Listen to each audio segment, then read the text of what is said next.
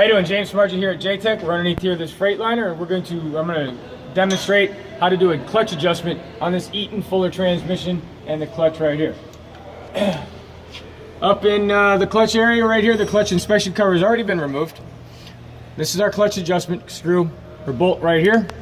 What we're going to be looking for is going to be the distance between, first the distance between the throwout bearing and the clutch brake.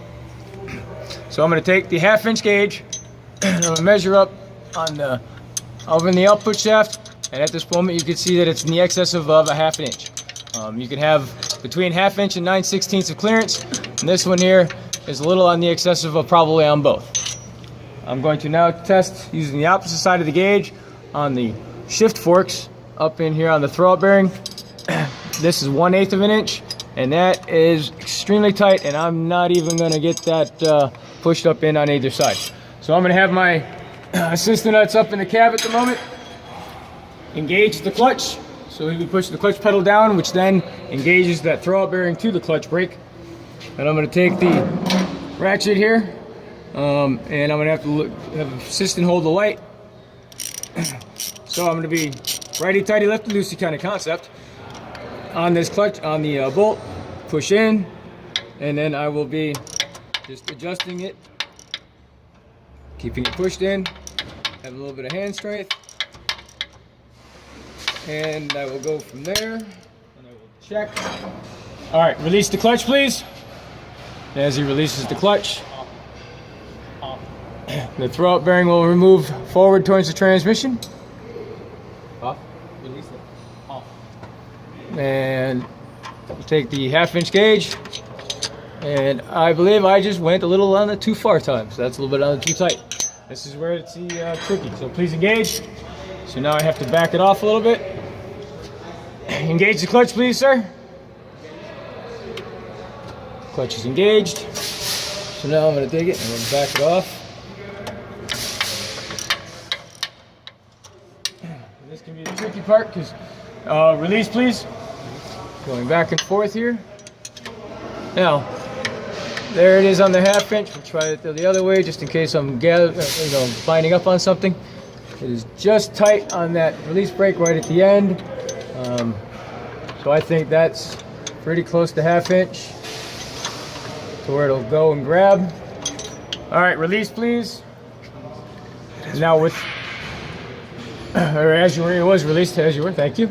Now I will check back here on the 1/8 of an inch on the clutch fork on one side, and I will check the 1/8 of an inch on the other, and it does, the feeler gauge does enter it, so there is distance between the shift or the clutch forks and the throwout bearing to allow proper movement.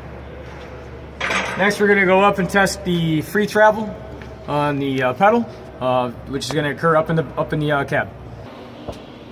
The next portion here is, as I mentioned, we're going to do free pedal travel. Free pedal travel is the travel from where the clutch is not being touched and up in the fully raised elevated position to the point at which it starts to engage the friction zone.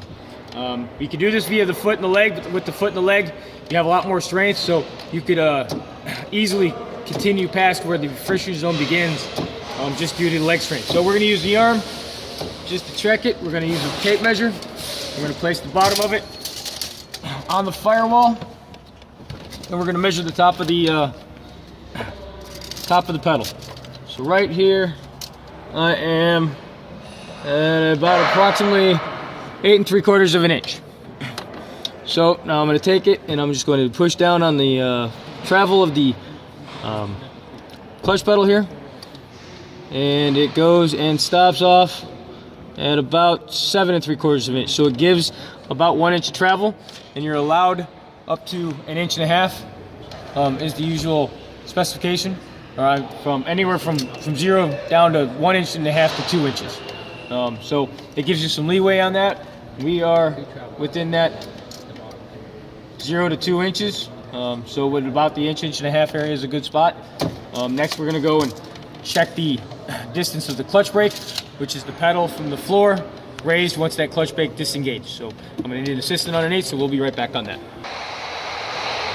Now we're going to release, show the brake release from the transmission, or the clutch brake release onto the transmission. So we have a feeler gauge in between our clutch throwout bearing and our clutch brake. Now I'm going to take a tape measure here. The pedal is fully engaged down to the floor of the firewall. And I'm going to place the tape measure down here. And I'm going to say we're right about 1 3/4 inches, the top of the pedal. So I'm going to slowly release and listen for my assistant underneath to let me know when that feeler gauge has been pulled out. All right. Right there, we're just shy or just over 2 inches, so I'll say 1 1/8 inches, which gives me about just under 3/4 of an inch or so. My maths are not working real well. Of travel distance from the bottom of the floor up, which releases the clutch brake. So that way, on this type of transmission, that you only really need to use that clutch brake for first and reverse for the rest of it. So that way, when you push it all the way down for shifting into the higher gears, you're not actually engaging that clutch brake and doing damage to it or the transmission. So you only need to go about 3/4 of the way down and you're fully engaged on that clutch. Anyway, that was a full clutch inspection and clutch adjustment on this. Next important thing to do, we'll go underneath real quick again, and I'm going to show you the lubrication points real fast. Okay, on this clutch and this transmission, there are a total of 4 clutch point adjustments, or clutch point lubrication points. On each side of the fork, on this side right here, where it leaves the transmission, and right up on here, just above it, where it enters the transmission. It's going to be a little hard to see unless you really come up on in it. So anyway, there's one on either side of the fork, and there are 2 located up on the thrust bearing for it. One right here at the bottom, and one up on the other side over there. So make sure those are liberally greased, especially on that first time during a brand new installation. You want to engage the clutch and pump them full to watch for excess grease coming out, and at that point then you can stop and it'll be fully greased. So make sure you grease those every time you inspect the clutch, or any type of you do some clutch adjustment, just to make sure you got a properly well lubricated system. And that's how you inspect and adjust the clutch.